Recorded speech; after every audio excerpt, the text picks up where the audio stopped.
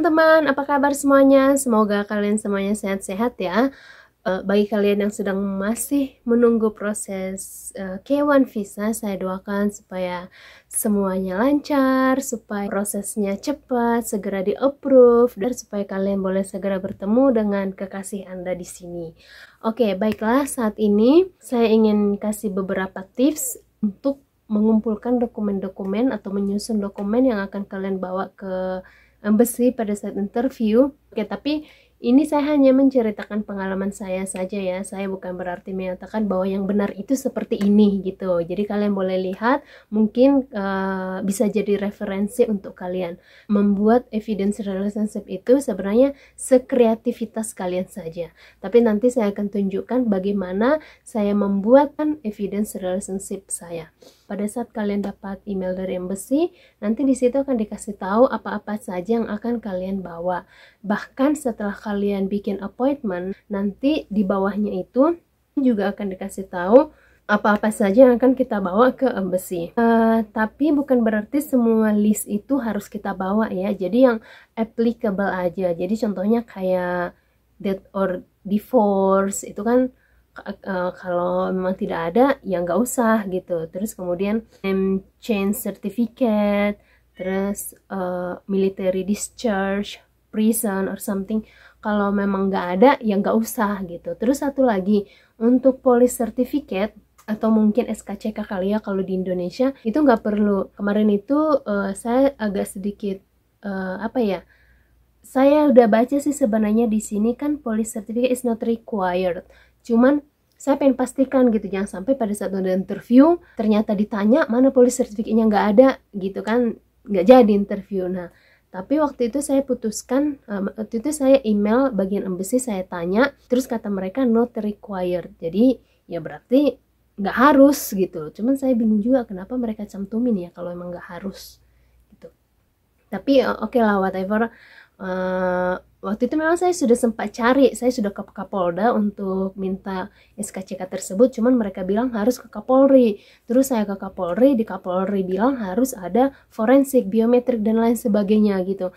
Jadi saya pikir juga saya udah habis duit gitu kan untuk kesana kesini, toh banyak lagi permintaannya harus ini itu, ya udahlah nggak usah lah gitu. Jadi saya putuskan waktu itu saya nggak ada police certificate.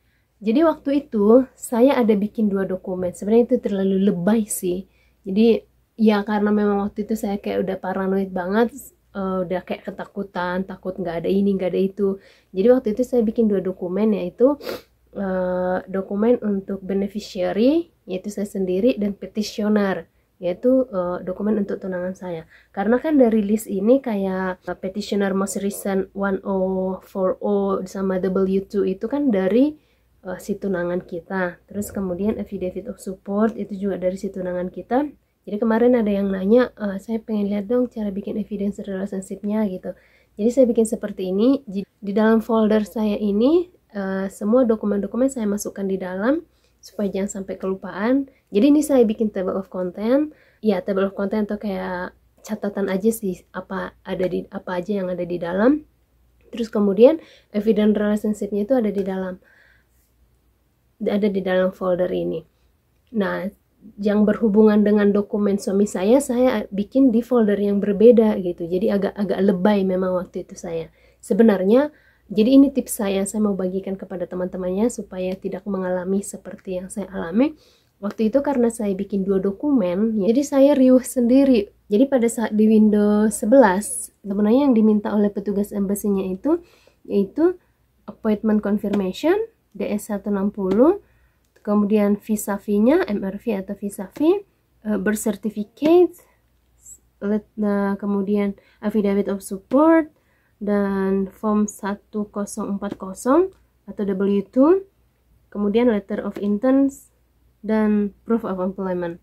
Waktu embassy-nya itu minta, kan saya bikin di folder ya, kan saya bikin di folder seperti ini kan. Nah, jadi saya riuh sendiri ngeluarin satu-satu gitu, saya keluarin.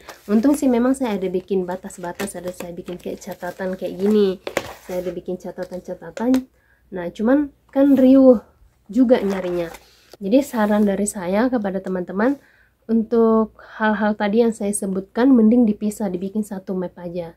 Jadi yang foldernya kayak gini khusus untuk proof of relationship atau evidence of relationship saja. Dan nggak usah dibikin dua ya, nggak usah dibikin dua, terlalu lebay, itu rempong sendiri nanti kalian. Oke, itu dari pengalaman saya, saran saya. Awalnya saya pikir di evidence relationship ini akan diminta sama orang yang akan interview saya gitu. Tapi ternyata setelah udah saya interview juga dia nggak nanya malah, dan saya nggak disuruh nunjukin gitu. Nah, jadi untuk evidence relationship itu sendiri saya memang bikin kayak gini. Nih di depan saya bikin di depannya seperti ini. Terus saya ada cerita ya, saya kasih tahu cerita sedikit tentang bagaimana saya bertemu dengan dia. Nah, kemudian ini ada foto-foto kami waktu pertama kali ketemu ya, kami pertama kali ketemu di gereja. Terus kemudian ini saya ada bikin deskripsi atau saya ada bikin captionnya, tanggalnya nih. Jadi saya kayak gini aja, saya waktu itu saya printkan foto. Jadi foto-foto kami saya kumpulkan, saya urutin by date-nya, kemudian saya print kecil gitu ya. Waktu itu saya print kecil-kecil seperti ini, kemudian saya tempel di kertas HVS, saya taruh captionnya seperti ini. Jadi saya buat saya kasih tahu ini tempatnya di mana, tanggal berapa gitu ya. Ini waktu ulang tahunnya dia, waktu kami jalan-jalan ke kondangan, waktu kami ke kondangan. Terus ini waktu itu ketemu sama orang tua saya ya, jadi dia udah pernah ketemu sama orang tua saya. Terus kemudian ini waktu di Istiqlal, ini waktu jalan-jalan ke Taman Mini, ini ya pokoknya seperti inilah. Ini waktu kami ngantar dia ke airport, ke bandara, waktu dia mau pulang ke Amerika waktu itu Desember 10. Ini kartu Valentine, jadi waktu itu Valentine dia beli coklat, terus ada kartunya, dia kasih ini ya. Saya ini yang buat kayak gini memang sedikit effort ya, karena kita harus ngumpulin tanggalnya by date, ingat-ingat lagi ceritanya. Terus kemudian ini waktu kami video call ya, video call sama dia sama mamanya. Ini waktu kami LDRan ya, waktu video call LDRan sama dia. Ini foto-foto waktu ya dia kirim foto ke saya kirim foto ke dia, foto-foto kami selfie lah yang ada di handphone saya, di galeri saya kirim ke dia ya. Sama bukti chatting, jadi bukti chattingnya itu kami kemarin itu kami chatting di Instagram, Messenger sama WhatsApp. Jadi pokoknya saya screenshot, saya usahakan tanggalnya itu dapat. Saya taruh satu lembar itu bisa 6 foto, terus saya print kayak gitu. Jadi evidence of relationship saya nyusunnya seperti itu. Jadi foto-foto waktu kalian bertemu, terus kayak kartu-kartu yang pernah dia kasih kalian tempelin. Jadi inilah bukti chatting kami, bukti chatting dari WhatsApp, Instagram, sama Messenger. Saya buat seperti ini.